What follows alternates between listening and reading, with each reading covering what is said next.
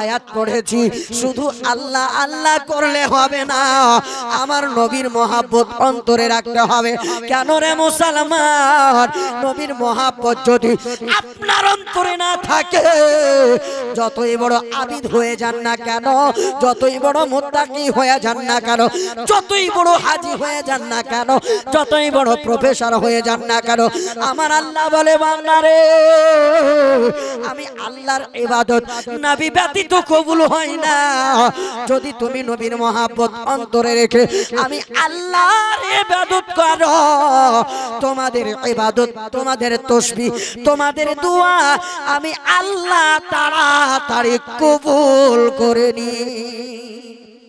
সাহাবীরা কত নবীকে স্পর্শ দিয়েছিলেন, কতটা নবীকে ভালোবেসেছিলেন, একটিবার শুনে যান রাত্রের বেলা মহব্বতের কথায় আমার মা বোনেরা। আল্লাহর নবী মসজিদে নববীতে আপনার জানো উচ্চ সুরে আমি যেমন বক্তব্য দিচ্ছি, আপনাদের কাছ থেকে মসজিদের জন্য চাঁদা চাইছি, এটাই আমার নবীর সুন্নাত করে বলেন। ইসলামের জন্য আল্লাহর নবী মুস্তাফা আমার মহব্বতে মুখ দিয়ে আওয়াজ বের করলেন, কে আছো গো একখানা উট দান করতে পারবে আল্লাহর রাস্তায়? অনেকক্ষণ পর্যন্ত গরিব সাহাবায়ে ইকরামরা বাবা, কাউরির বাড়িতে তো কিছু নাই, সাহস করে কেউ কিছু বলতে পারেন না। হঠাৎ করে অনেকক্ষণ পর হযরতে উসমান জিন্নুরাইন আমার নবীজির জামাই সঙ্গে সঙ্গে দাঁড়িয়ে গেলেন, ইয়া রাসূলুল্লাহ, আপনার পদতলে মা বাবা কুরবান নবী গো, আমি উসমান জিন্নুরাইন আপনার মহব্বতে আল্লাহর রাস্তায় একখানা নয়, দুইখানা নয়, 100 খানা উট আল্লাহর রাস্তায় দান করে দিলাম। 100 খানা উট দান করে দিলাম। আবার নবী আমার অনেকক্ষণ পর বলেন, কে আছো গো আল্লাহর রাস্তায় দানকারী, আমি দেখতে চাই। আবার উসমান জিন্নুরাইন বলেন, ইয়া রাসূলুল্লাহ ফিদাকা আবি উম্মি নবী গো, আপনার পদতলে আমার মা বাবা কুরবান। ইয়া রাসূলুল্লাহ, আমি উসমান জিন্নুরাইন আবার 100 উট আল্লাহর রাস্তায় দান করে দিলাম।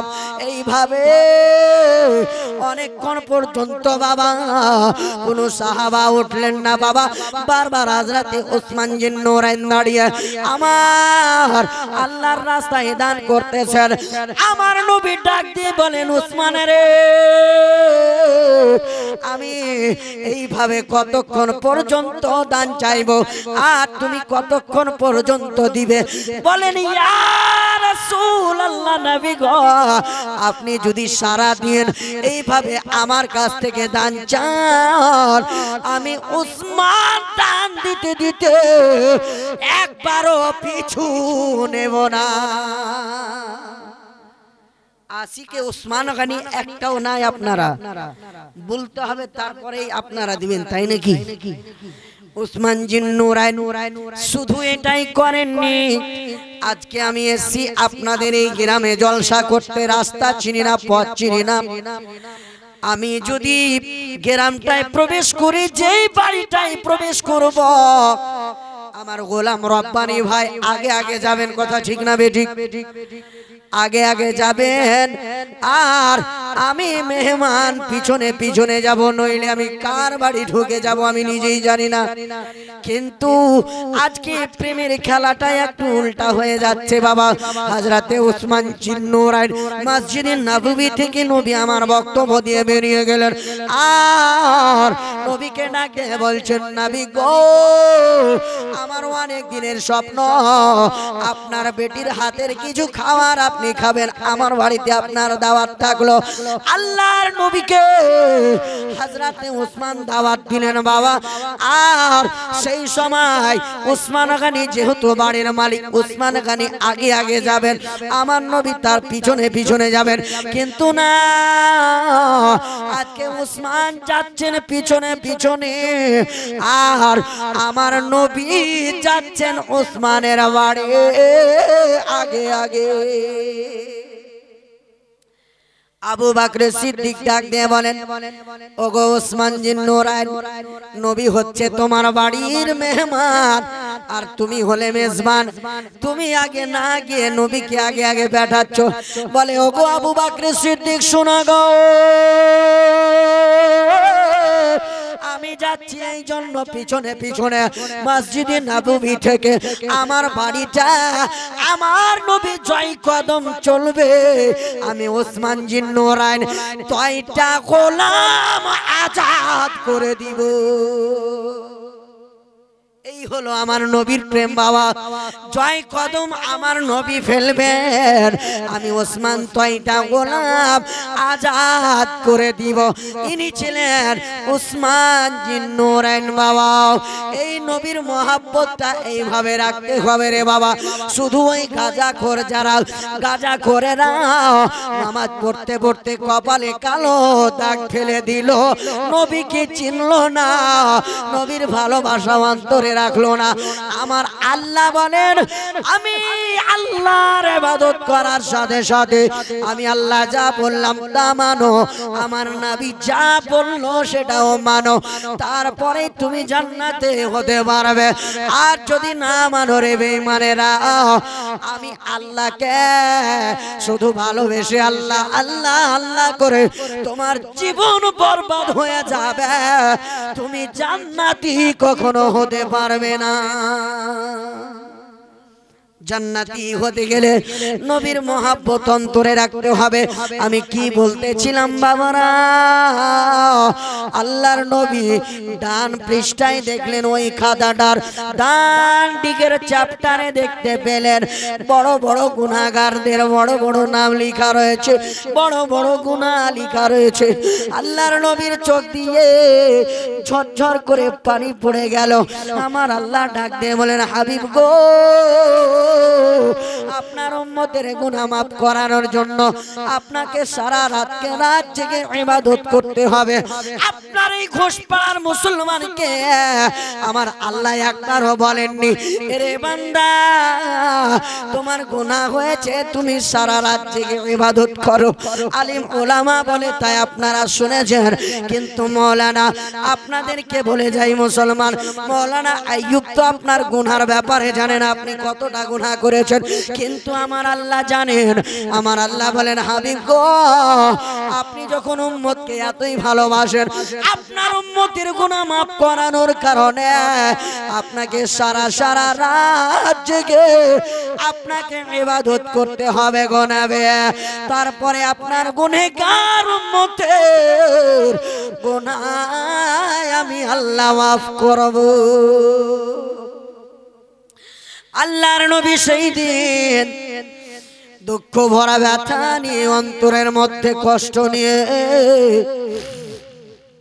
আপনার যেন নিশি রাত্রি জেগে ইবাদত করতে লেগে গেলেন। সূরা মুজাম্মিলের মধ্যে এই ব্যাপারে বাবা তাফসীল বায়ান রয়েছে। আল্লাহ পাক রব্বুল আলামিনের নবী তিনার স্ত্রী হযরতে মা আয়েশাতুল হুমায়রা রাদিয়াল্লাহু আনহা, তিনি দেখতেছেন নবী আমার এত লম্বা সাজদা করেছেন, এত লম্বা সাজদা করেছেন, এত লম্বা লম্বা কেরাত করতেছেন, আমরা বেঈমান মুসলমান নামে শুধু বিকিয়ে রয়েছি। আমরা 4 রাকাত নামাজ পড়লে 2.5 মিনিট সময় লাগে না, নিজের গুনার ব্যাপারে চিন্তা একবারও করলাম না। কিন্তু হায়রে মায়ার নবী আমার আমার শুধু এই মালদার উম্মতের জন্য নয়, দক্ষিণ দিনাজপুর উত্তর দিনাজপুরের উম্মতের জন্য নয়, নবী আমার এত লম্বা কিয়াম করেছেন বাবা।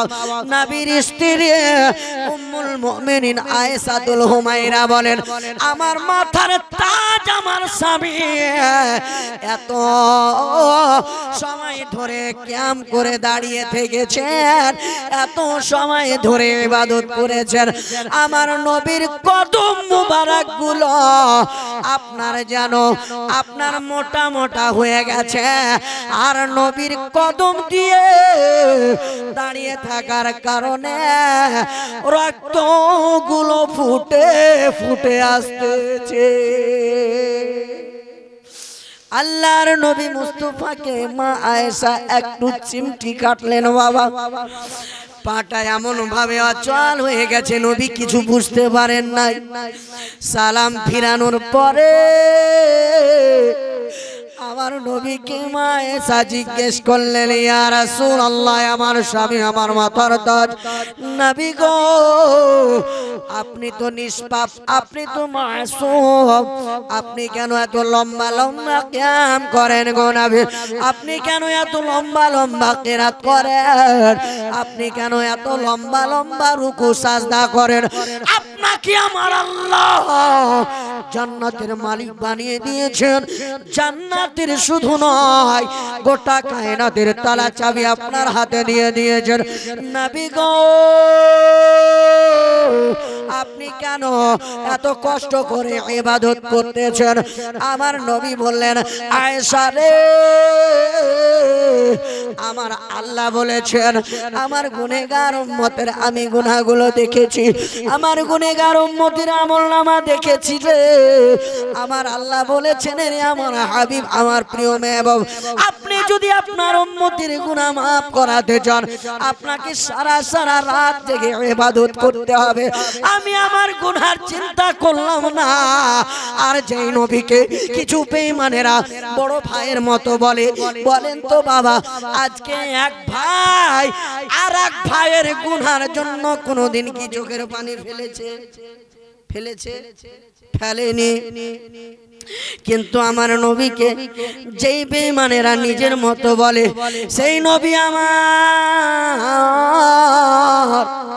দুই চোখের পানি ঝরিয়ে রাতে রাত ইবাদত করে আপনার আল্লাহকে খুশি করেছেন, আল্লাহকে রাজি করেছেন। সেই নবী মুস্তাফা আপনার কতটাই আমাকে আপনাকে ভালোবাসে। আমরা আমার গুনাহ নিয়ে টেনশন করলাম না, কিন্তু নবী বলেন, আল্লাহ গো আপনি আমাকে দুজাহানের বাদশা করেছেন ঠিক, সমস্ত জগতের তালা চাবি দিয়ে দিয়েছেন ঠিক, কিন্তু আল্লাহ আমার শুধু মালদা জেলার উম্মত নয়, মুর্শিদাবাদ জেলার উম্মত নয়, গোটা পৃথিবীর উম্মত যদি একটা জাহান্নামে চলে যায় গো আল্লাহ, আমি নবী কখনো জান্নাতে যাব না। আজকে বাপ জান্নাতে, বেটা জাহান্নামে, একবারও কিন্তু বাপ বলবে না যে আমার বেটা জাহান্নামে কেন। স্বামী জান্নাতে, স্ত্রী জাহান্নামে, একবারও তদন্ত নেবে না কেন আমার স্ত্রী জাহান্নামী হলো। কিন্তু হায়রে মায়ার নবী মুস্তাফা আপনার আমার জন্য চিন্তায় চিন্তিত। মা আয়েশাতুল হুমায়রা বললেন, ইয়া রাসূলুল্লাহ, নবী গো আপনি তো নিষ্পাপ, আপনি এত কেন কাঁদেন? আর শুধু না খেয়ে খেয়ে পেটের মধ্যে পাথর বেঁধে রেখেছেন গো নবী, আপনি কেন এত চিন্তায় ব্যতিব্যস্ত? আমার নবী বলেছেন, রে আয়েশা, দুনিয়ার বুকে আমার উম্মতিরা এত বড় অসহায়, দুনিয়ার বুকে যতদিন থাকবে বেটা বলে মা স্নেহ করবে, মহব্বতের কথা শুনেন রে মা মহব্বতের কথা শুনে যান আমার আব্বারা। আমার নবী বলেন আয়েশা রে, আমার উম্মতেরা যতদিন দুনিয়াতে থাকবে বেটা বলে স্নেহ করবে মায়ে, বেটা বলে ভালোবাসা দিবে বা পিতাতে, আপনার স্বামী বলে ভালোবাসা দিবে স্ত্রীতে, নাতি বলে স্নেহ করবে মায়া মমতা করবে নানাতে, আর পোতা বলে দাদুতে আদর করবে। কিন্তু ওরে আমার আয়েশা শুনো রে, আমার উম্মত যখন মৃত্যুর খাটলায় শুয়ে যাবে রে, সবাই এক মুহূর্তের জন্য কান্না করবে পাশে বসে বসে, কিন্তু আমি নবী যেই গুনেগার উম্মতের জন্য আমি জন্মের পরে কেঁদেছি, দুনিয়ায় যতদিন থেকেছি কেঁদেছি, মৃত্যুর পরেও কাঁদবো। আর আমার উম্মত যখন কবরে যাবে রে আয়েশা, আমার উম্মতের সঙ্গে আমি নবী কবরে যাব। কেউ যাবে না, কেউ যাবে না আমার উম্মতের, আমি নবী ছাড়া আপন কেউ নাই। আমি হইলাম আপন আমি যদি আমার উম্মতকে ভর করে দিলে আয়েশা, আমার উম্মত আমার আল্লাহর জাহান্নামী হয়ে যাবে। আর আমার উম্মত জাহান্নামে যাক, আমি নবী সেটা বরদাস্ত করতে পারব না। আল্লাহুম্মা সাল্লি আলা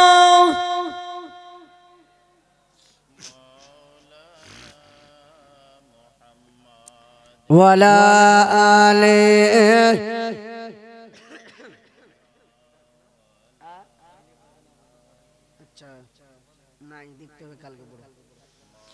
মৌলানা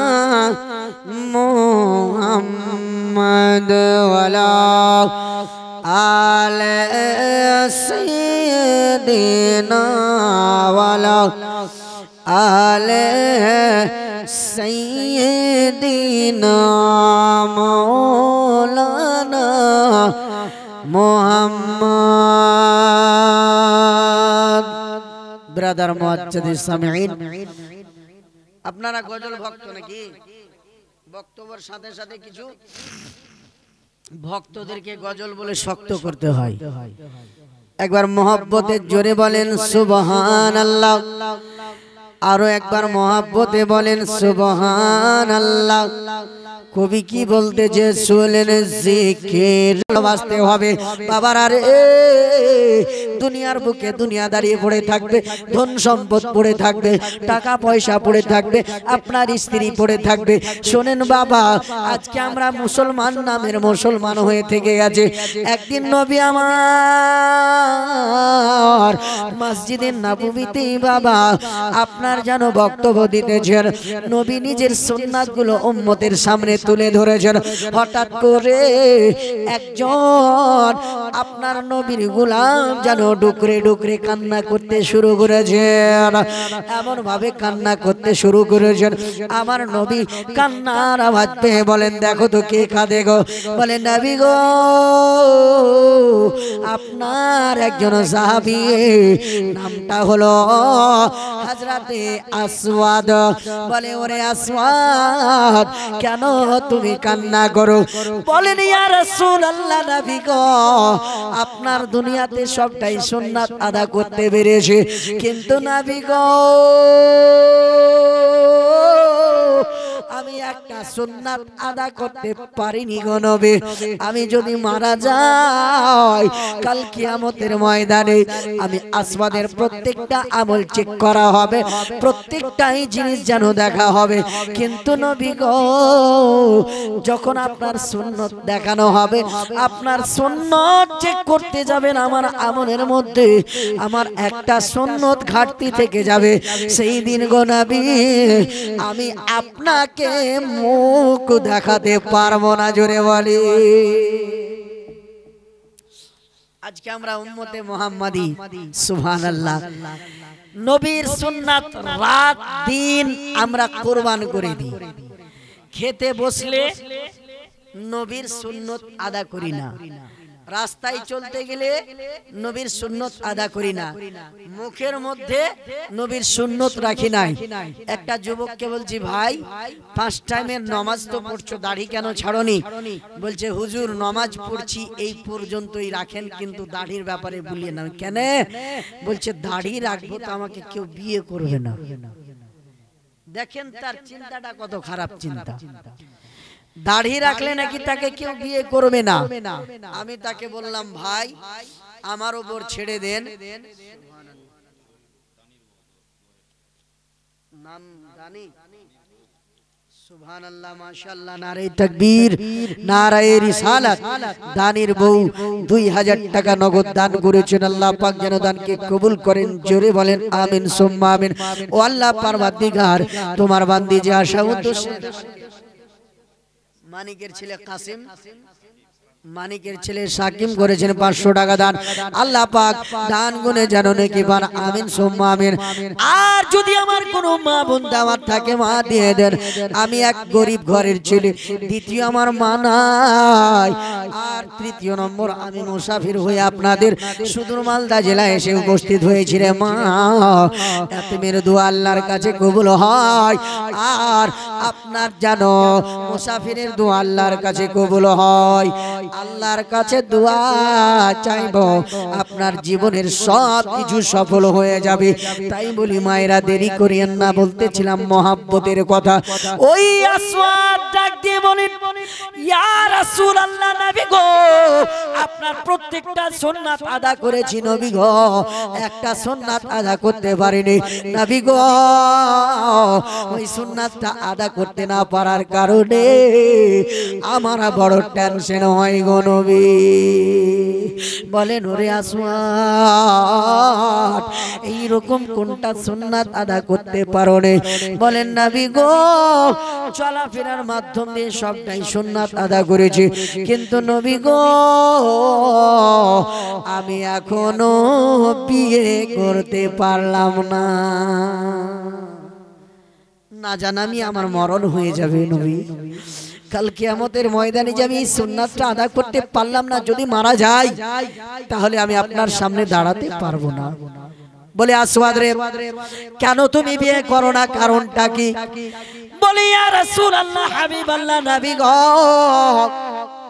আমার মন তো চায় আমি বিয়ে করব, কিন্তু এই আরবের সরজমিনে মদিনার গলিতে এইরকম কোন মহিলা নাই যে আমাকে কেউ পছন্দ করে। নবী আমার বলেন, কেন রে? বলে, ইয়া রাসূলুল্লাহ, আমি হলাম হাবশী দেশের গোলাম, আমার ঠোঁট দুটি মোটা, নাকটা মোটা, আমার চেহারা কালো নবী গো, আমি হইলাম গরিব ঘরের ছেলে, আমি বাপের সম্পদ ফেলে দিয়ে, আমি আমার আব্বার ধন দৌলত ছেড়ে দিয়ে আপনার দরবারে খালি হাতে এসে আপনার গোলামিতে নাম দিয়েছি নবী গো। আমি তো গরিব আছি, কিন্তু আমার চেহারা ভালো নাও, আমার ঠোঁট দুটি মোটা নবী গো। আমি যা যদি কাউকে বিয়ের দরখাস্ত করি, আমাকে সবাই ইগনোর করে দেয়, আমাকে কেউ পছন্দ করে না নবী গো। আমার যদি বিয়ে না হয়, কাল কিয়ামতের ময়দানে আপনার একটা সুন্নাত আদা না করতে পারার কারণে আমি কাল কিয়ামতে ধরা খেয়ে যাব। জোরে বলে। যুবক খুব কিন্তু খুশি, বিয়ে করার ব্যাপারে মৌলানা বলছে তাড়াতাড়ি বিয়েটা করে ফেলব, তাই না? এরে মুসলমান, সাহাবিয়ে রাসূল মনের শখ ইচ্ছা মিটানোর জন্য বিয়ের কথাটা ভাবেন না বাবা, এই জন্য ভাবেন বিয়ে হলো আমার নবীর সুন্নাত। জোরে বলেন, আমি সুন্নাত আদা করব বলে বিয়ে করব। আমার নবী বলেন, সাহাবীরে তোমাকে চিন্তা করতে হবে না, চিন্তা করতে হবে না। কাউরির যদি চাম ধলো আছে, ওই মেয়েটা তোমাকে পছন্দ করেনি। কাউরির বাবার সম্পদ বেশি আছে, ওই মেয়েটি তোমাকে পছন্দ করেনি। আমি এমনই একটি জায়গায় তোমাকে বিয়ের জন্য পাঠাবো রে। তোমার বিয়ে হবে কোনো আপনার মোড়লের বেটির সঙ্গে নয়, সর্দারের বেটির সঙ্গে নয়, কেশিয়ারের বেটির সঙ্গে নয়। এরে আসওয়াদ, তোমার বিয়ে হবে এই মদিনার সব থেকে যিনি বড় বাদশাহ, ওই বাদশার বেটি হুরে মদিনার সঙ্গে। জোরে বলে এ মা, আপনার চাম ধলো। আপনার কাছে কেউ যদি বিয়ের দরখাস্ত দেয়, আপনি অহংকার দেখে বলবেন তোর আছে আবার কি, তুই তো একটা গরিব ছেলে। আমার রূপ সুন্দর, আমার বাপ চাকরি করে, আমার মা আইসিডিএস এর চাকরি করে, আমার বাবা অনেক পয়সার মালিক, তোকে কেন বিয়ে করব? এই বক্তব্যের মধ্য থেকে একটা কথা শিখে যান, যে আসওয়াদ দেখতে কালো, চেহারাটা খ্যাপা ধারণের মতো, খ্যাপা লোকের মতো, শরীরে ঠিক মতো সুন্দর পোশাক পরতে পাইনি, এতটাই অসহায়, সেই নবী বলছেন আসওয়াদ রে, তোমাকে চিন্তা করতে হবে না। তুমি আমি নবীর মহাব্বত অন্তরে রেখেছো, তোমাকে দুনিয়া ঘৃণা করলেও আমি নবী তোমাকে অন্তরে জায়গা দিয়েছি। জোরে বলেন সুবহানাল্লাহ। এমন একটি জায়গায় তোমার বিয়ে হবে, দুনিয়া দেখতে থাকবে, দুনিয়া দেখতে থাকবে রে আসওয়াদ। যাও যাও, যাকে বলা হয় হুরে মদিনা, হুর বলা হয় বাবা জান্নাতে যারা রমণীরা রয়েছে, মেয়েরা রয়েছে, ওই হুরগুলো জান্নাত থেকে যদি একবার জান্নাত থেকে উকি মেরে দুনিয়ার দিকে নজরটা করে, শুধু বাবারা নয়, বয়স্ক নানারা, দাদারাও, আপনার যুবকরাও সবাই ওই হুরের নূরের ঝলকে আপনার বেহুশ হয়ে যাবে। জোরে বলেন ওই মেয়েটি এতই সুন্দর, এতই সুন্দর, যাকে বলা হয়েছিল হুরে মদিনা, অর্থাৎ মদিনার হুর। জোরে বলেন জান্নাতে এক হুর আছে, আর এই মদিনায় একটা সুন্দরী মহিলা আছে, যিনি হলেন বাদশার বেটি, নামটা হলো হুরে মদিনা, অর্থাৎ মদিনার হুর। বুঝতে পারলেন তাহলে কত সুন্দর হতে পারে। ওই মেয়েটিকে বিয়ে করব বলে আপনার অনেক রাজা বাদশার বেটারা এসেছিল। আজকে নবী আমার একখানা চিঠি লিখে দিলেন বাবা ওই আসওয়াদকে, আর বলতে লাগলেন আসওয়াদ রে, এই চিঠিখানা ওই মেয়েটির বাপকে দিয়ে দিবে, যার সঙ্গে তোমার বিয়ের দরখাস্ত দিলাম। যাও যাও, ওই বাদশাকে দিয়ে দিবে। ওই বাদশা তোমার আমার হাতের লেখা চিঠি পড়ার পরে তোমার সঙ্গে আমি আশা করি বিয়ে হয়ে যাবে ওই হুরে মদিনার সঙ্গে। জোরে বলি এই সময় ওই ছেলেটি এক পা দুই পা করে হাঁটতে হাঁটতে হাঁটতে হাঁটতে বাবা বাদশার বাড়ির দরওয়াজায় আপনার ঘন্টি বাজাচ্ছেন, ঘরের দরওয়াজায় আপনার বেল বাজাচ্ছেন। বাদশার সৈন্যরা দরওয়াজা খুলেছেন বাবা। দরওয়াজা খোলার পরে সঙ্গে সঙ্গে ফকিরের ভেষে বাবা কালো একটা ছেলে আপনার চলে এসেছেন। সঙ্গে সঙ্গে বলতেছেন, দরওয়াজা যখন খুলেছে প্রজারা তখন বলে, আপনাদের যারা যিনি বাদশাহ তার সঙ্গে আমি কথা বলবো। বলে আপনাদের সঙ্গে কোনো কথা নেই। বলে কেন? বলে আপনারা হলেন বাড়ির গেটম্যান, দরওয়াজায় দাঁড়িয়ে থাকেন, আপনাদের সঙ্গে কোনো আলাপ আলোচনা করব না। বলে কেন রে? বলে তুমি তো একটা ফকির। বলি আমি ফকির হলে দুনিয়ার নজরে ফকির আছে, কিন্তু আমার বিশ্ব নবী আমাকে খুবই ভালোবাসেন। জোরে বলি ফকির বলে তুমি ইগনোর করছো।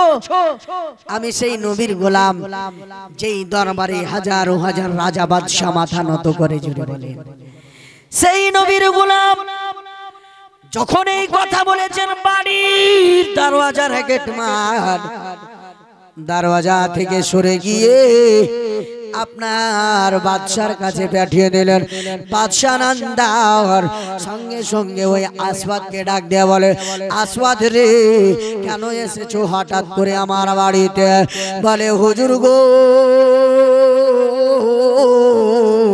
আমি হইলাম ফকির, আমি হইলাম একটা গরিব, আপনার দরবারে এসেছি, আমি বড় অসহায়, আমার কাছে সেই রকম ধন সম্পদ নাই, টাকা পয়সা নাই।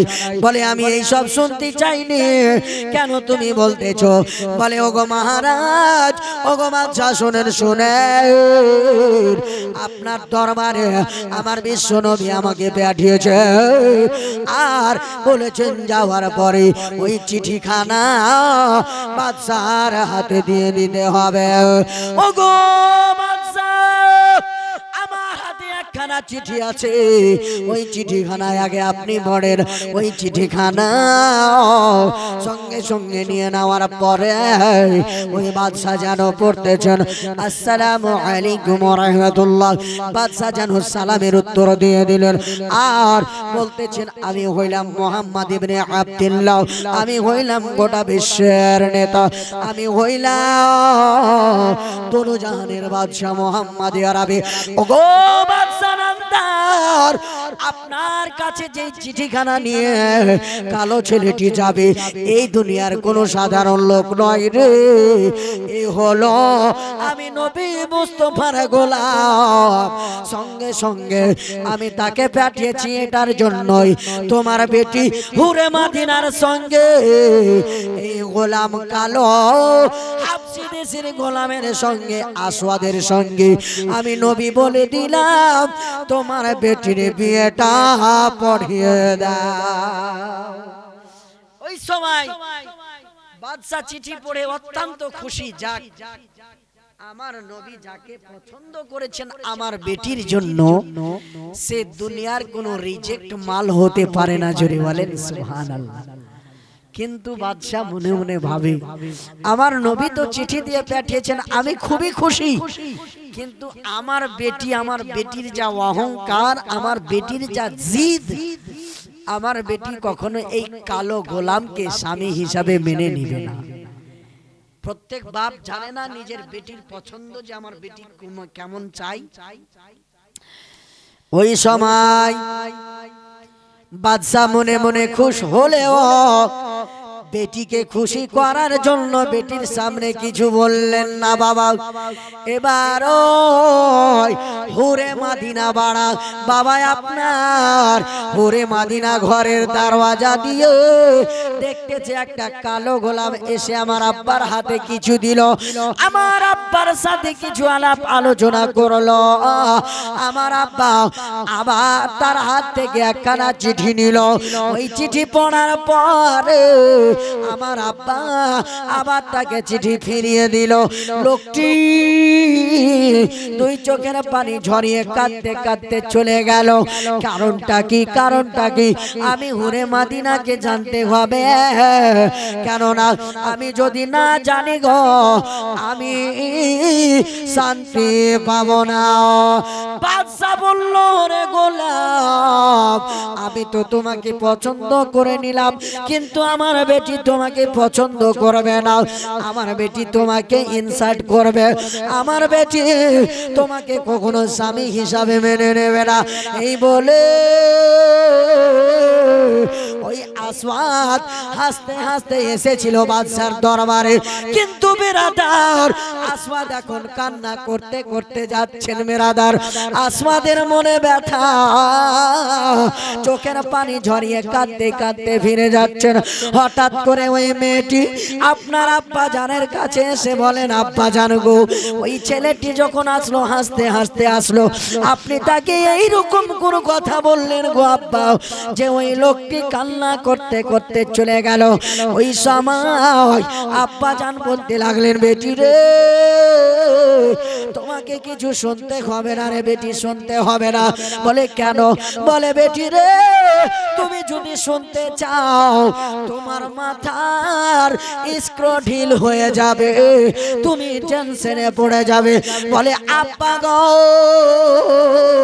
দুনিয়ার বুকে অনেক কিছু চেয়েছি আব্বা, আপনি অনেক কিছু দিয়েছেন, কিন্তু আব্বা জান আজকে আমি একটা জিনিস চাইছি, আপনাকে দিতে হবে। বলে কি? বলে ওই ছেলেটি কিসের জন্য আপনার বাড়িতে এসেছিল, আপনাকে কেমন চিঠি দিয়েছিল একটুবার জানতে কি পারি? বলে ওরে বেটি রে, ওই ছেলেটি হলো আমার নবীর বাড়ির গোলাম, আমার নবীর বাড়ির একজন গোলাম।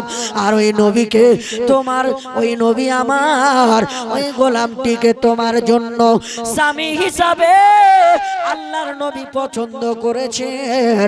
আর ওই ছেলেটি তোমাকে বিয়ে করার জন্য আমার নবীর হাতের লেখা চিঠি আমাকে দিয়েছিল।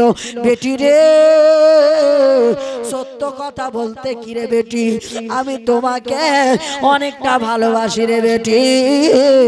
এই ভালোবাসার কারণে নবীর ভালোবাসাটা বুঝতে পারিনি রে বেটি।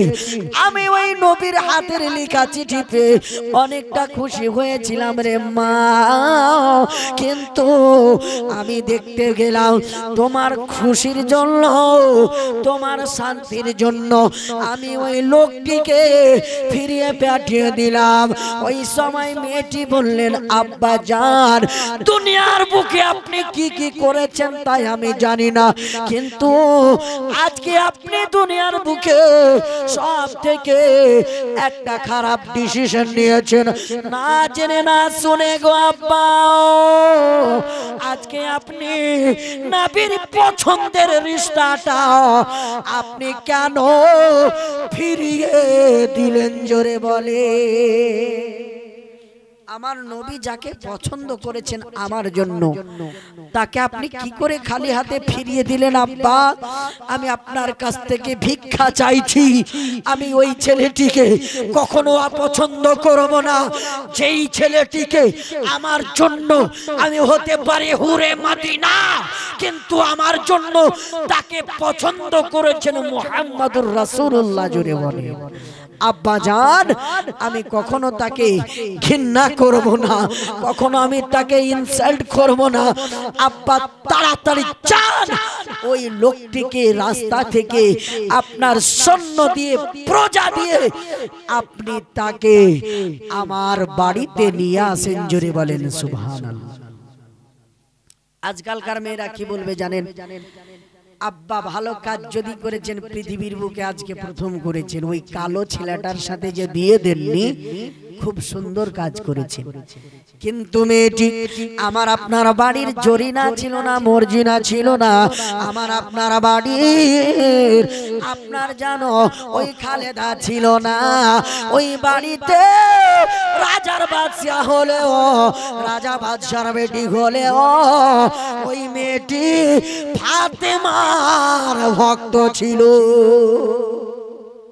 এখনকার মেয়েরা রূপে গুণে যদি ভালো হয়ে যায়, আর একটা মৌলানার যদি রিশতা নিয়ে যাওয়া হয়, আর ওই মেয়েটি তখন বলবে ভাই রে, ভালো যদি চাও এই মৌলানাকে আমার বাড়ি থেকে বিদায় করে দাও। বলে কেন? বলে এই মৌলানার আপনার কতটা স্যালারি আছে? 8 থেকে 9,000। আমি যাকে বিয়ে করব সে মালদা নার্সিং হোমে কাজ করে, তার রোজগার হয় 40,000 টাকা মাসে।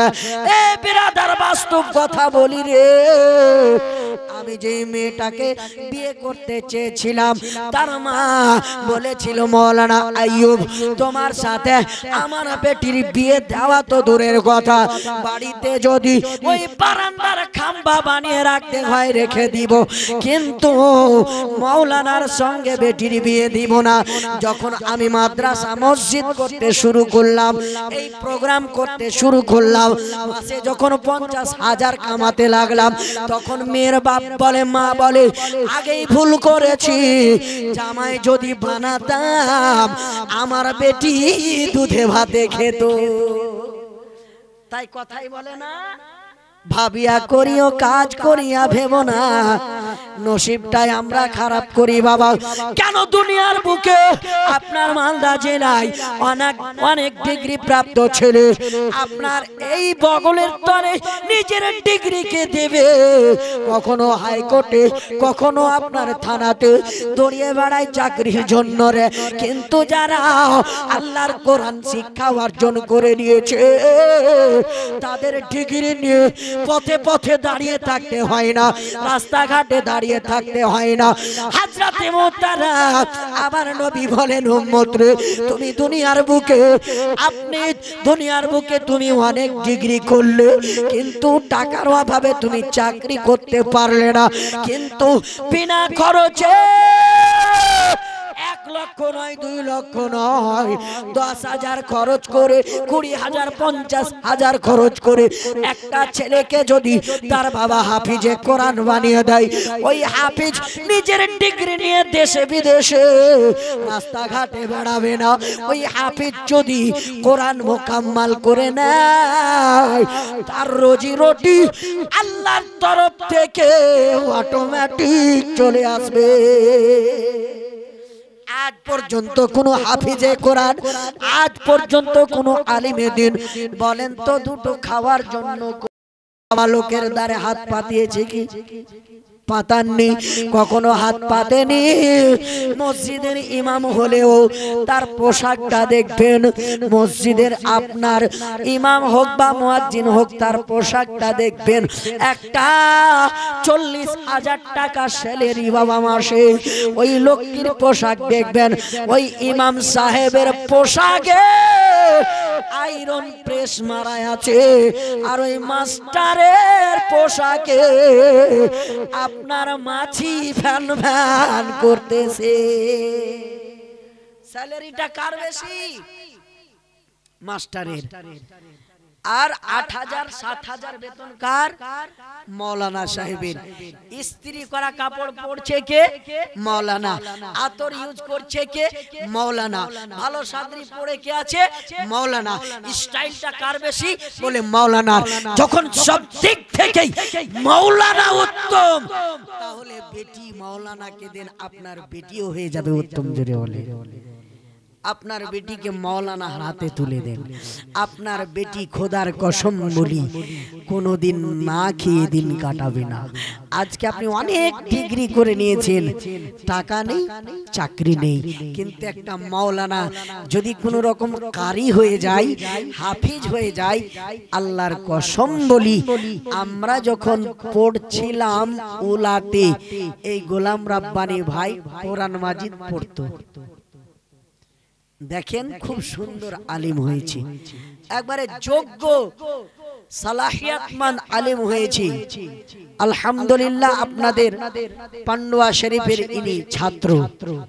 তো বিরাদার মুআজ্জাদে সামিঈন, আমরা তো ভেবেছিলাম এই ছেলেগুলো কবে মুলবি হবে, কবে কি করবে। হ্যাঁ, আমরা তো এতদিন থেকে পড়ছি, এখনো উলাতে পৌঁছালাম, আর এরা কখন মুলবি হবে, কখন রোজগার করবে। দেখেন তো আমাদের ভাবনাটা ভুল ছিল। দেখেন আলহামদুলিল্লাহ এইরকম এত দূর পৌঁছে গেছে যে আজকে আপনাদের পুরো সমাজের খিদমত করতেছে। জোরে বলে। তো বিরাদার বলার উদ্দেশ্য হলো নবীর গোলাম যারা আছে তাদেরকে বেটি দেন, চিন্তা ভাবনা করতে হবে না। মনে করিয়েন না যে আমার বেটি না খেয়ে মরে যাবে না। তো আমি ছিলাম কোথায়? আসওয়াদের কাছে, তাই না? এই আসওয়াদ যখন বাবা বাড়ির দিকে রওনা হয়েছেন কান্না করতে করতে, রাজা বাদশার লোকেরা দৌড়াতে দৌড়াতে চলে যাচ্ছেন ওই লোকটির পিছনে পিছনে। ওই সময় আসওয়াদ ডাক দিয়ে বলে, ভাই রে,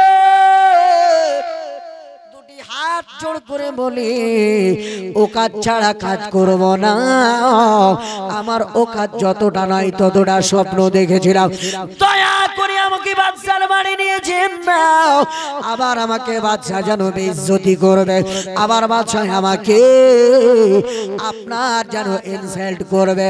ওই সময় রাজা আপনার ওই বাদশার আপনার প্রজারা বলেছিলেন, ভাই আসওয়াদ গো, আপনাকে নিয়ে যাওয়া হচ্ছে একটাই কারণ, রাজা বাদশার বেটি আপনাকে গ্রহণ করে নিয়েছে। বাবারা শুনে যারা রাত্রের বেলা মহাব্বতের কথা রে মা। এবার আসওয়াদ ওই বাদশার বাড়িতে গেলেন। বাদশার বাড়িতে যাওয়ার পরে বাদশাকে বলেন, ওগো মহারাজ, আগের মতো আবার আমাকে ফিরিয়ে দেবেন না তো? বলে, না না, আর ফিরিয়ে দেব না রে, আমি বড় ভুল করেছিলাম রে। আমার বেটির মহাব্বতে নবীর গোলামকে চিনতে পারিনি রে। আমার বেটি এমন একটি ভালো মেয়ে যে তোমাকে চিনতে পেরেছে। আমার বেটি তোমাকে কালো বলে ঘৃণা করেনি। আমার বেটি তোমাকে তোমার ঠোঁট দুটা মোটা বলে ঘৃণা করেনি।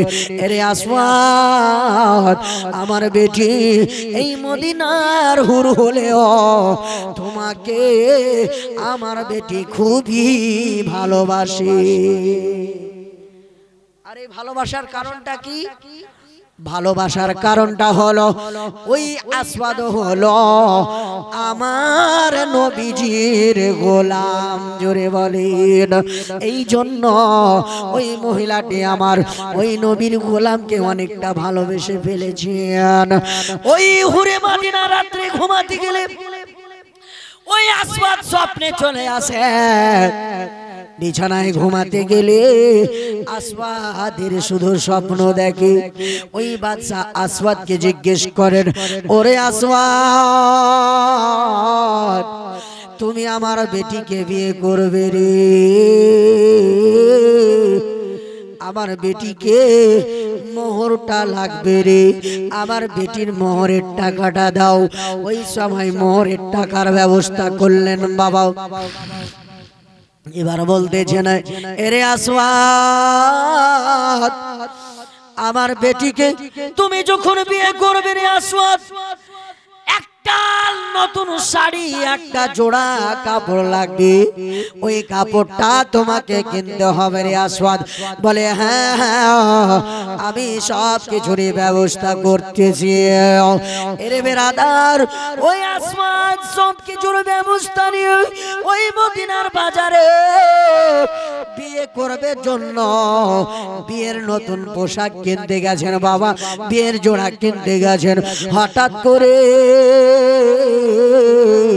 কাপড়ের দোকানে স্ত্রীর জন্য আপনার নতুন জোড়া, আপনার দুলহানের জোড়া নিতে যাচ্ছেন বাবা।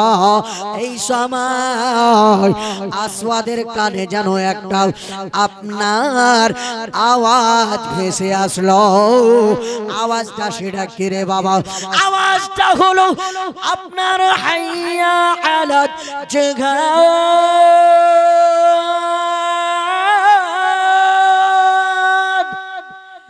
আপনার আওয়াজ ভেসে আসলো, হাইয়া আলাল জিহাদ, হাইয়া আলাল জিহাদ।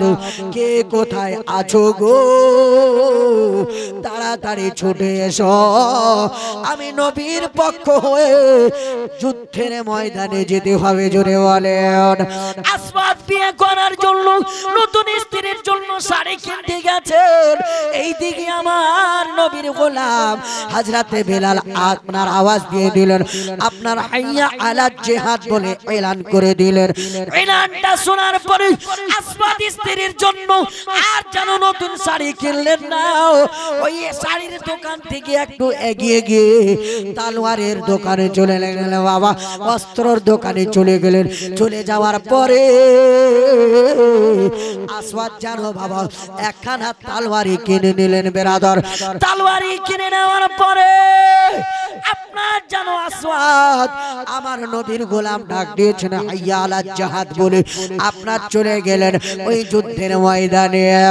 এইদিকে আসওয়াদের হবু স্ত্রী নাম হলো হুরে মদিনা, ওই বাদশার বেটি বাবা আপনার আসওয়াদের অপেক্ষায় বসে আছেন বিয়ে করব বলে। নবীর গোলামেরা আমরা শুধু নামের গোলাম হয়ে থেকে গেলাম। আসওয়াদ বিয়ে করব বলে নতুন জামা কিনতে গেলেন, নতুন শাড়ি কিনতে গেলেন। যখন আপনার সাহাবীদের মধ্যে একজন সাহাবী আপনার এলান করে দিয়েছেন হাইয়া আলা জিহাদ বলে, সঙ্গে সঙ্গে আপনার আসওয়াদ শাড়ির দোকান থেকে বেরিয়ে তলোয়ারের দোকানে গিয়ে তলোয়ার কিনে নিয়ে যুদ্ধের ময়দানে হাজির হয়ে গেলেন। হাজির হয়ে যাওয়ার পরে আমার নবীর পক্ষ হয়ে বেঈমানদের সঙ্গে লড়াই করতে শুরু করেছেন। আমার নবী বিশ্ব নবীর দিনকে বাঁচার জন্য আপনার আসওয়াদ চলে গেলেন যুদ্ধের ময়দানে। আজকে যদি বেটার নতুন বিয়ে বাবা ঠিক হয়, আজকে আমরা কি বলি, বাবা রে তোর শরীরে হলুদ মাখা আছে রে বেটা, এই হলুদের গায়ে বাড়ির বাইরে যাস না। এটা আপনাদের এখানে আছে কিনা আমি জানি না, কিন্তু আমাদের দিকে বিয়ের একদিন আগে হলদি মাখাবে, ওই হলুদ মাখা শরীরে ওই ছেলেটাকে বাড়ির বাইরে যেতে দিবে না। আপনাদের এখানে কি এটা সিস্টেম আছে? এ বিরাদার মুসলমান, আসওয়াদ তলোয়ার কিনে নিয়ে চলে গেলেন যুদ্ধের ময়দানে রে বাবা। এই দিকে ঘুরে মদিনা আপনার স্বামীর অপেক্ষায় আছে, হব স্বামীর অপেক্ষায়। আল্লাহর নবীর সাহাবীর এলান শুনে আসওয়াদ চলে গেলেন যুদ্ধের ময়দানে। যুদ্ধ শুরু হয়ে গেল। যুদ্ধ করতে করতে আসওয়াদ অনেক তলোয়ারের আঘাত খেয়েছে বাবা। আসওয়াদ অনেক বেঈমানকে তলোয়ারের আঘাত দিয়েছে, অনেকেই জাহান্নামী হয়ে গেল। আর আসওয়াদকে একখানা বাবা তলোয়ারের আঘাত দিয়েছে এক বেঈমান। আসওয়াদের শরীরে লাগবি তো লাগ, এমন জায়গায় তলোয়ারি খানা লেগেছে রে বাবা। আসওয়াদ সহ্য করতে না পেরে জমিনে পড়ে গেছেন। জোরে বলেন সুবহানাল্লাহ। আসওয়াদ যেমনই পড়ে যাও, আসওয়াদ ডাক দিয়ে বলেন ইয়া রাসূলুল্লাহ, নবী গো আপনি আমাকে ক্ষমা করে দিয়েন গো নবী, আপনি আমাকে মাফ করে দিয়েন গো নবী। বলে কেন? বলেন ওগো আসওয়াদ তুমি কেন এইভাবে কান্না করতেছো আর কেন ক্ষমা চাইতেছো? বলেন নবী গো আমি আপনার সুন্নাত আদা করতে পারলাম না গো নবী। যখন আপনার সাহাবী বিলাল হাবশী হাইয়া আলা জিহাদের ধ্বনি দিল, আমি সহ্য করতে পারলাম না, আমি বিয়ে না করে গো নবী আমি যুদ্ধের ময়দানে এলাম। বলে ওরে আসওয়াদ বিশেষ করে তুমি আর এই মতো কাঁদিও না রে, মালাকুল মউত তোমার রুটি কবজ করবে। হঠাৎ করে মালাকুল মউত এসে আসওয়াদের রুটি কবজ করলেন বাবা। কবজ করে নেওয়ার পরে নবীর গোলাম আসওয়াদের মৃত্যু হয়ে গেল। আর মৃত্যু হয়ে যাওয়ার পর নবীর কদম তলে আসওয়াদ যেন শেষ নিঃশ্বাসটা নিয়ে নিলেন। সকলে পড়েন ইন্না লিল্লাহি ওয়া ইন্না ইলাইহি রাজিউন। এইদিকে আল্লাহর নবী সাহাবীদের লাশকে এক জায়গায় করে বাবা দাফনের ব্যবস্থা করলেন। এইদিকে আসওয়াদের যে কবরটা খনন করা হয়েছে বাবা, আল্লাহর নবী মুস্তাফা এত কাঁদেন এত কাঁদেন, আসওয়াদের জন্য নবী আমার কেঁদে যাচ্ছেন। আর বলে আসওয়াদ রে দুনিয়ার বুকে প্রেমের খেলাটা তুমি ভালোই খেললে আমার সাথে। আসওয়াদ রে বিয়ে করার জন্য গেছিলে তুমি বাজারে বউয়ের জন্য শাড়ি নিতে, আর আমি নবীর মোহাব্বতে জীবন দিয়ে দিলে রে আসওয়াদ। আমি নবী দোয়া করে যাই রে, দোয়া করে যাই তুমি হয়ে গেলে জান্নাতি। আল্লাহর নবী কাঁদতে কাঁদতে হঠাৎ করে মুচকি হাসি দিয়েছেন। মুচকি হাসিটাই আমার নবীর সুন্নতি হাসি। যেমনই নবী আমার হেসেছেন, ওই জায়গায় অনেক সাহাবারা নবীকে জিজ্ঞেস করলেন, ইয়া রাসূলুল্লাহ, হাবিবাল্লাহ, নবী গো, আপনি এখনই কান্না করতেছিলেন গো নবী, আপনি হঠাৎ করে কেন হাসতে শুরু করলেন? বলি, ওরে আমার সাহাবায়ে কেরামরা শোনো রে, আমার আসমাদের জন্য আমি নবী হাসতেছি। জোরে বলেন। বলে কেন গো নবী? বলে আমি দেখতেছি নবুয়তের নজরে আমার আসওয়াদকে জান্নাতি ফেরেশতারা আমার আসওয়াদের নেকি লেখার জন্য ওই জান্নাতি ফেরেশতারা একে অপরের সঙ্গে প্রতিযোগিতা করতেছেন। ও বলে আসওয়াদের নেকি আমি লিখবো, একে অপরকে বলে আমি লিখবো, আবার আরেকজনকে বলে আমি লিখবো। আমি এত খুশি রে, এত খুশি, আমার আসওয়াদের প্রতি ফেরেশতারা খুশি হয়েছে রে। আর প্রত্যেকটা ফেরেশতার হাতে একটা করে ফুলের কলি রয়েছে, সবাই যেন এক একটা করে নতুন জামা নিয়ে আছে। ও বলে আসওয়াদকে নতুন জামা পরাবো, আর একজন বলে নতুন জামা আমি পরাবো, আর একজন বলে নতুন জামা আমি পরাবো। আমি হাসলাম এই জন্য আমার আসওয়াদের ভাগ্যটা এতই ভালো, এতই ভালো। আবার কেউ বলে আসওয়াদকে আমরা নিয়ে যাব দোলনায় দোলাতে দোলাতে আমার আল্লাহর জান্নাতে। জোরে বলে। ব্রাদার মুআজ্জিদিন সামিঈন বাবা জীবন ভাইরা, আল্লাহ পাক পবিত্র কোরআন মাজিদের মাধ্যমে বলে দিলেন, তিলকা হুদুদুল্লাহ ওয়া মান ইউতিইল্লাহ ওয়া রাসূলহু ইউদখিলহু জান্নাতিন তাজরি মিন তাহতিহাল আনহারু খালিদিনা ফিহা। হে পৃথিবীর মানুষ শোনো, এটা আমি আল্লাহর সীমানা। অবশ্যই তোমরা আমি আল্লাহ এবং আমার রাসূলের হুকুম মানো, ইত্তেবা করো, আমার রাসূলের অনুসরণ করো। ইউদখিলহু জান্নাত তাজরি মিন তাহতিহাল আনহারু খালিদিনা ফিহা। নিশ্চয়ই তোমরা জান্নাতে প্রবেশ করবে। কোন জান্নাতে? ওই জান্নাতে যে জান্নাতের নিচ দিয়ে আমি আল্লাহ পবিত্র ঝর্ণা ধারা প্রবাহিত করে রেখেছি। জোরে বলেন সুবহানাল্লাহ। ওই জান্নাতে থাকবো কতদিন? বলে হামেশা হামেশা, সব সময়ের জন্য, কখনো বের হব না। আমরা মুসলমান, জান্নাতি মুসলমান। কিন্তু বিরাদার কিছু মৌলবীরা, কিছু উলামায়ে কেরাম, আমরা হানাফি বেরেলভীদেরকে, পীর ভক্তদেরকে, পীরের মুরিদদেরকে এতটাই অফার দিয়ে রেখেছেন कि बेटा मुरीद बन जाओ जन्नती हो जाओगे, তুমি নবীর দিওয়ানা হয়ে যাও জান্নাতি হয়ে যাবে, পীরের দামান ধরে নাও জান্নাতি হয়ে যাবে। আমি বলবো মাইন্ড করিয়েন না, জান্নাত কোনো পীরের বাবার নয়, জান্নাত কোনো ওলির বাবার নয়। পীরের দামান ধরার সাথে সাথে আপনাকে 5 ওয়াক্তের নামাজি হতে হবে। পীরের দামান ধরার সাথে সাথে মা বাবার খিদমত করতে হবে। পীরের দামান ধরার সাথে সাথে পড়োশির হক আদা করতে হবে। পীরের দামান ধরার সাথে সাথে ভাইয়ের হক আদা করতে হবে। পীরের দামান ধরার সাথে সাথে নবীর সুন্নাতকে ফলো করতে হবে। পীরের দামান ধরার সাথে সাথে পড়োশির হক আদা করতে হবে। আপনার পীরের দামান ধরার সাথে সাথে শরীয়তের প্রত্যেকটা বিধানকে মেনে চলতে হবে। জোরে বলেন সুবহানাল্লাহ। পীর মুরিদ করে আপনাকে হেদায়েতের পথ দেখায়। আমরা পীরের মুরিদ হয়ে পীর সাহেব এখনো মালদা স্টেশনে ট্রেনে চাপলো না, আমাদের মুখে চলে আসলো গাঁজার টান। কি কথা ঠিক না বেটি?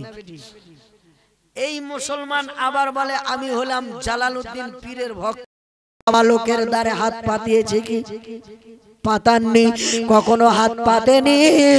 মসজিদের ইমাম হলেও তার পোশাকটা দেখবেন, মসজিদের আপনার ইমাম হোক বা মুয়াজ্জিন হোক, তার পোশাকটা দেখবেন একটা 40,000 টাকা স্যালারি বাবা মাসে। ওই লোকটির পোশাক দেখবেন, ওই ইমাম সাহেবের পোশাকে আয়রন প্রেস মারা আছে, আর ওই মাস্টারের পোশাকে আপনার মাছি ফ্যান ফ্যান করতেছে। স্যালারিটা কার বেশি? মাস্টারের।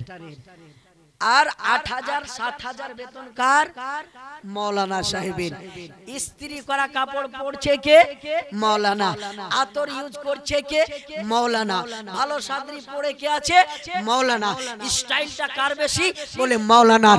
যখন সব দিক থেকে মৌলানা উত্তম, তাহলে বেটি মৌলানাকে দেন, আপনার বেটিও হয়ে যাবে উত্তম। জোরে বলে আপনার বেটিকে মৌলানা হাতে তুলে দেন। আপনার বেটি খোদার কসম বলি কোনোদিন না খেয়ে দিন কাটাবে না। আজকে আপনি অনেক ডিগ্রি করে নিয়েছেন, টাকা নেই, চাকরি নেই, কিন্তু একটা মৌলানা যদি কোনো রকম কারি হয়ে যায়, হাফিজ হয়ে যায়, আল্লাহর কসম বলি আমরা যখন পড়ছিলাম উলাতে, এই গোলাম রাব্বানি ভাই কোরআন মাজিদ পড়তো। দেখেন খুব সুন্দর আলিম হয়েছে, একবারে যোগ্য সালাহিয়াতমান আলিম হয়েছে। আলহামদুলিল্লাহ আপনাদের পান্ডুয়া শরীফের ইনি ছাত্র। তো বিরাদার মুআজ্জাদে সামিঈন, আমরা তো ভেবেছিলাম এই ছেলেগুলো কবে মুলবি হবে, কবে কি করবে। হ্যাঁ, আমরা তো এতদিন থেকে পড়ছি, এখনো উলাতে পৌঁছালাম, আর এরা কখন মুলবি হবে, কখন রোজগার করবে। দেখেন তো আমাদের ভাবনাটা ভুল ছিল। দেখেন আলহামদুলিল্লাহ এইরকম এত দূর পৌঁছে গেছে যে আজকে আপনাদের পুরো সমাজের খিদমত করতেছে। জোরে বলে। তো ব্রাদার, বলার উদ্দেশ্য হলো নবীর গোলাম যারা আছে তাদেরকে বেটি দেন, চিন্তা ভাবনা করতে হবে না। মনে করিয়েন না যে আমার বেটি না খেয়ে মরে যাবে না। তা আমি ছিলাম কোথায়? আসওয়াদের কাছে, তাই না? এই আসওয়াদ যখন বাবা বাড়ির দিকে রওনা হয়েছেন কান্না করতে করতে, রাজা বাদশার লোকেরা দৌড়াতে দৌড়াতে চলে যাচ্ছেন ওই লোকটির পিছনে পিছনে। ওই সময় আসওয়াদ ডাক দিয়ে বলে, ভাই রে, দুটি হাত জোড় করে বলি ও কাজ ছাড়া কাজ করব না।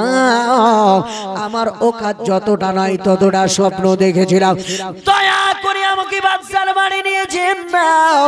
আবার আমাকে বাদশা যেন বেইজ্জতি করবে, আবার বাদশা আমাকে আপনার যেন ইনসাল্ট করবে। ওই সময় রাজা আপনার ওই বাদশার আপনার প্রজারা বলেছিলেন, ভাই আসওয়াদ গো, আপনাকে নিয়ে যাওয়া হচ্ছে একটাই কারণ, রাজা বাদশার বেটি আপনাকে গ্রহণ করে নিয়েছে। বাবারা শুনে যারা রাত্রের বেলা মহাব্বতের কথা রে মা। এবার আসওয়াদ ওই বাদশার বাড়িতে গেলেন। বাদশার বাড়িতে যাওয়ার পরে বাদশাকে বলেন, ওগো মহারাজ, আগের মতো আবার আমাকে ফিরিয়ে দেবেন না তো?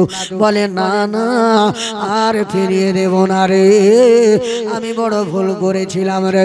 আমার বেটির মহাব্বতে নবীর গোলামকে চিনতে পারিনি রে।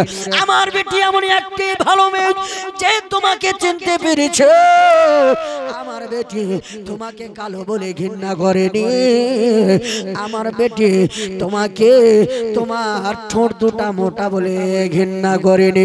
এরে আসওয়াদ, আমার বেটি এই মদিনার হুর হলেও তোমাকে আমার বেটি খুবই ভালোবাসে। আরে ভালোবাসার কারণটা কি? ভালোবাসার কারণটা হলো ওই আসওয়াদ হলো আমার নবীজির গোলাম। জোরে বলেন। এই জন্য ওই মহিলাটি আমার ওই নবীর গোলামকে অনেকটা ভালোবেসে ফেলেছেন। ওই হুরে মদিনা রাত্রে ঘুমাতে গেলে ওই আসওয়াদ স্বপ্নে চলে আসে। বিছানায় ঘুমাতে গেলে আসওয়াদের শুধু স্বপ্ন দেখে। ওই বাদশা আসওয়াদকে জিজ্ঞেস করেন, ওরে আসওয়াদ, তুমি আমার বেটিকে বিয়ে করবে রে? আমার বেটিকে মোহরটা লাগবে রে, আমার বেটির মোহরের টাকাটা দাও। ওই সময় মোহরের টাকার ব্যবস্থা করলেন বাবা। এবার বলতেছেন, এরে আসওয়াদ, আমার বেটিকে তুমি যখন বিয়ে করবে রে আসওয়াদ, একটা নতুন শাড়ি, একটা জোড়া কাপড় লাগবে, ওই কাপড়টা তোমাকে কিনতে হবে রে আসওয়াদ। বলে হ্যাঁ হ্যাঁ, আমি সব কিছুর ব্যবস্থা করতেছি। এরে বেরাদার, ওই আসওয়াদ সব কিছুর ব্যবস্থা নিয়ে ওই মদিনার বাজারে বিয়ে করবে জন্য বিয়ের নতুন পোশাক কিনতে গেছেন বাবা, বিয়ের জোড়া কিনতে গেছেন। হঠাৎ করে কাপড়ের দোকানে স্ত্রীর জন্য আপনার নতুন জোড়া, আপনার দুলহানের জোড়া নিতে যাচ্ছেন বাবা। এই সময় আসওয়াদের কানে যেন একটা আপনার আওয়াজ ভেসে আসলো। আওয়াজটা সেটা কি রে বাবা?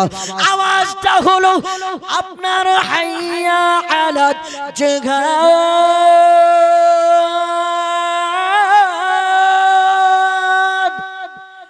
আপনার আওয়াজ ভেসে আসলো হাইয়া আলাল জিহাদ, হাইয়া আলাল জিহাদ। কে কোথায় আছো গো, তাড়াতাড়ি ছুটে এসো, আমি নবীর পক্ষ হয়ে যুদ্ধের ময়দানে যেতে হবে। জোরে বলেন। আসওয়াদ বিয়ে করার জন্য নতুন স্ত্রীর জন্য শাড়ি কিনতে গেছেন, এইদিকে আমার নবীর গোলাম হযরতে বেলাল আপনার আওয়াজ দিয়ে দিলেন, আপনার হাইয়া আলাল জিহাদ বলে এলান করে দিলেন। এলানটা শোনার পরে আসওয়াদ স্ত্রীর জন্য আর যেন নতুন শাড়ি কিনলেন না, ওই শাড়ির দোকান থেকে একটু এগিয়ে গিয়ে তালোয়ারের দোকানে চলে গেলেন বাবা, অস্ত্রর দোকানে চলে গেলেন। চলে যাওয়ার পরে আসওয়াদ যেন বাবা একখানা তালোয়ারি কিনে নিলেন বেরাদর। তালোয়ারি কিনে নেওয়ার পরে আপনার যেন আসওয়াদ আমার নবীর গোলাম ডাক দিয়েছেন হাইয়া আলাল জিহাদ বলে, আপনার চলে গেলেন ওই যুদ্ধের ময়দানে।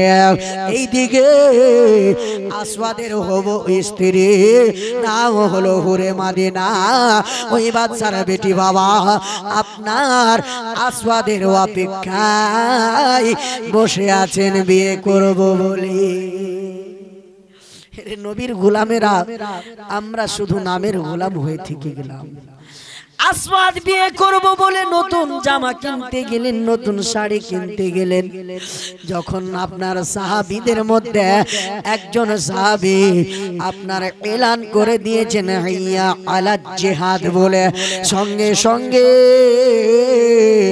আপনার আসওয়াদ শাড়ির দোকান থেকে বেরিয়ে তালোয়ারের দোকানে গিয়ে তালোয়ার কিনে নিয়ে যুদ্ধের ময়দানে হাজির হয়ে গেলেন। হাজির হয়ে যাওয়ার পরে আমার নবীর পক্ষ হয়ে বেঈমানদের সঙ্গে লড়াই করতে শুরু করেছেন। আমার নবী বিশ্ব নবীর দিনকে বাঁচার জন্য আপনার আসওয়াদ চলে গেলেন যুদ্ধের ময়দানে।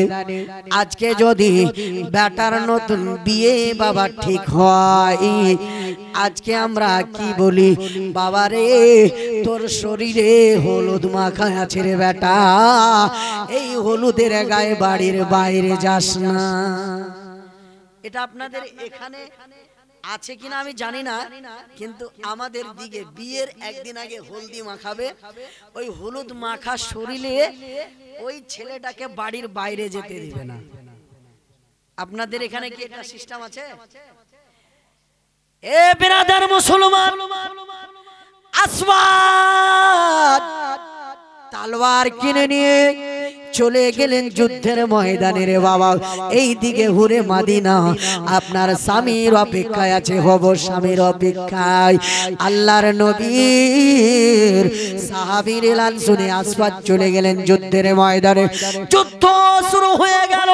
যুদ্ধ করতে করতে আসওয়াদ অনেক তলোয়ারের আঘাত খেয়েছে বাবা, আসওয়াদ অনেক বেঈমানকে তলোয়ারের আঘাত দিয়েছে, অনেকেই জাহান্নামী হয়ে গেল। আর আসওয়াদকে একখানা বাবা তলোয়ারের আঘাত দিয়েছে এক বেঈমান, আসওয়াদের শরীরে লাগবি তো লাগ, এমন জায়গায় তলোয়ারি খানা লেগেছে রে বাবা। আসওয়াদ সহ্য করতে না পেরে জমিনে পড়ে গেছেন। জোরে বলেন সুবহানাল্লাহ। আসওয়াদ যেমন পড়ে যাও, আসওয়াদ ডাক দিয়ে বলেন ইয়া রাসূলুল্লাহ, নবী গো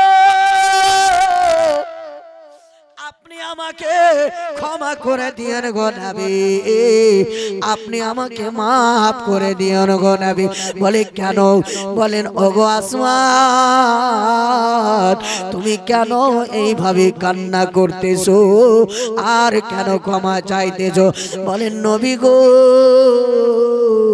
আমি আপনার সুন্নাত আদা করতে পারলাম না গো নবী। যখন আপনার সাহাবী বিলালে হাবশী হাইয়া আলা জিহাদের ধ্বনি দিল, আমি সহ্য করতে পারলাম না, আমি বিয়ে না করে গো নবী আমি যুদ্ধের ময়দানে এলাম। বলে ওরে আসওয়াদ বিশেষ করে তুমি আর এই মতো কাঁদিও না রে, মালাকুল মউত তোমার রুটি কবজ করবে। হঠাৎ করে মালাকুল মউত এসে আসওয়াদের রুটি কবজ করলেন বাবা। কবজ করে নেওয়ার পরে নবীর গোলাম আসওয়াদের মৃত্যু হয়ে গেল। আর মৃত্যু হয়ে যাওয়ার পর নবীর কদম তলে আসওয়াদ যেন শেষ নিঃশ্বাসটা নিয়ে নিলেন। সকলে পড়েন ইন্না লিল্লাহি ওয়া ইন্না ইলাইহি রাজিউন। এইদিকে আল্লাহর নবী সাহাবীদের লাশকে এক জায়গায় করে বাবা দাফনের ব্যবস্থা করলেন। এইদিকে আসওয়াদের যে কবরটা খনন করা হয়েছে বাবা, আল্লাহর নবী মুস্তাফা এত কাঁদেন এত কাঁদেন, আসওয়াদের জন্য নবী আমার কেঁদে যাচ্ছেন। আর বলে আসওয়াদ রে দুনিয়ার বুকে প্রেমের খেলাটা তুমি ভালোই খেললে আমার সাথে। আসওয়াদ রে বিয়ে করার জন্য গেছিলে তুমি বাজারে বউয়ের জন্য শাড়ি নিতে, আর আমি নবীর মোহাব্বতে জীবন দিয়ে দিলে রে আসওয়াদ। আমি নবী দোয়া করে যাই রে, দোয়া করে যাই তুমি হয়ে গেলে জান্নাতি। আল্লাহর নবী কাঁদতে কাঁদতে হঠাৎ করে মুচকি হাসি দিয়েছেন। মুচকি হাসিটাই আমার নবীর সুন্নতি হাসি। যেমনই নবী আমার হেসেছেন ওই জায়গায় অনেক সাহাবারা নবীকে জিজ্ঞেস করলেন ইয়া রাসূলুল্লাহ, হাবিবাল্লাহ নবী গো আপনি এখনই কান্না করতেছিলেন গো নবী, আপনি হঠাৎ করে কেন হাসতে শুরু করলেন? বলি ওরে আমার সাহাবায়ে কেরামরা শোনো রে, আমার আসওয়াদের জন্য আমি নবী হাসতেছি। জোরে বলেন। বলে কেন গো নবী? বলে আমি দেখতেছি নবুয়তের নজরে আমার আসওয়াদকে জান্নাতি ফেরেশতারা আমার আসওয়াদের নেকি লেখার জন্য ওই জান্নাতি ফেরেশতারা একে অপরের সঙ্গে প্রতিযোগিতা করতেছেন। ও বলে আসওয়াদের নেকি আমি লিখব, একে অপরকে বলে আমি লিখব, আবার আরেকজনকে বলে আমি লিখব। আমি এত খুশি রে, এত খুশি আমার আসওয়াদের প্রতি ফেরেশতারা খুশি হয়েছে রে। আর প্রত্যেকটা ফেরেশতার হাতে একটা করে ফুলের কলি রয়েছে, সবাই যেন এক একটা করে নতুন জামা নিয়ে আছে। ও বলে আসওয়াদকে নতুন জামা পড়াবো, আর একজন বলে নতুন জামা আমি পড়াবো, আর একজন বলে নতুন জামা আমি পড়াবো। আমি হাসলাম এই জন্য আমার আসওয়াদের ভাগ্যটা এতই ভালো, এতই ভালো। আবার কেউ বলে আসওয়াদ আসওয়াদকে আমরা নিয়ে যাব দোলনায় দোলাতে দোলাতে আমার আল্লাহর জান্নাতে। জোরে বলি ব্রাদার মুআজ্জাদিস সামিঈন বাবা জীবন ভাইরা, আল্লাহ পাক পবিত্র কোরআন মাজিদের মাধ্যমে বলে দিলেন তিলকা হুদুদুল্লাহ ওয়া মান ইউতিইল্লাহ ওয়া রাসূলুহু ইউদখিলহু জান্নাতিন তাজরি মিন তাহতিহাল আনহারু খালিদিনা ফিহা। হে পৃথিবীর মানুষ শোনো, এটা আমি আল্লাহর সীমানা, অবশ্যই তোমরা আমি আল্লাহ এবং আমার রাসূলের হুকুম মানো, ইত্তেবা করো, আমার রাসূলের অনুসরণ করো। ইউদখিলহু জান্নাত তাজরি মিন তাহতিহাল আনহারু খালিদিনা ফিহা, নিশ্চয়ই তোমরা জান্নাতে প্রবেশ করবে। কোন জান্নাতে? ওই জান্নাতে যেই জান্নাতের নিচ দিয়ে আমি আল্লাহ পবিত্র ঝর্ণা ধারা প্রবাহিত করে রেখেছি। জোরে বলেন সুবহানাল্লাহ। ওই জান্নাতে থাকবো কতদিন? বলে হামেশা হামেশা, সব সময়ের জন্য, কখনো বের হব না। আমরা মুসলমান, জান্নাতি মুসলমান। কিন্তু বিরাদার কিছু মৌলভীরা, কিছু উলামায়ে কেরাম, আমরা হানাফি বেরেলিদেরকে, পীর ভক্তদেরকে, পীরের মুরিদদেরকে এতটাই অফার দিয়ে রেখেছেন कि बेटा मुरीद बन जाओ जन्नती हो जाओगे, তুমি নবীর দিওয়ানা হয়ে যাও জান্নাতি হয়ে যাবে, পীরের দামন ধরে নাও জান্নাতি হয়ে যাবে। আমি বলবো মাইন্ড করিয়েন না, জান্নাত কোনো পীরের বাবার নয়, জান্নাত কোনো ওলির বাবার নয়। পীরের দামন ধরার সাথে সাথে আপনাকে 5 ওয়াক্তের নামাজি হতে হবে, পীরের দামন ধরার সাথে সাথে মা বাবার খিদমত করতে হবে, পীরের দামন ধরার সাথে সাথে পড়োশির হক আদা করতে হবে, পীরের দামন ধরার সাথে সাথে ভাইয়ের হক আদা করতে হবে, পীরের দামন ধরার সাথে সাথে নবীর সুন্নাতকে ফলো করতে হবে, পীরের দামন ধরার সাথে সাথে পড়োশির হক আদা করতে হবে। আপনার পীরের দামন ধরার সাথে সাথে শরীয়তের প্রত্যেকটা বিধানকে মেনে চলতে হবে। জোরে বলেন সুবহানাল্লাহ। পীর মুরিদ করে আপনাকে হেদায়েতের পথ দেখায়। আমরা পীরের মুরিদ হয়ে পীর সাহেব এখনো মালদা স্টেশনে ট্রেনে চাপলো না, আমাদের মুখে চলে আসলো গাঁজার টান। কি কথা ঠিক না বেটি? এই মুসলমান আবার বলে আমি হলাম জালালউদ্দিন পীরের ভক্ত।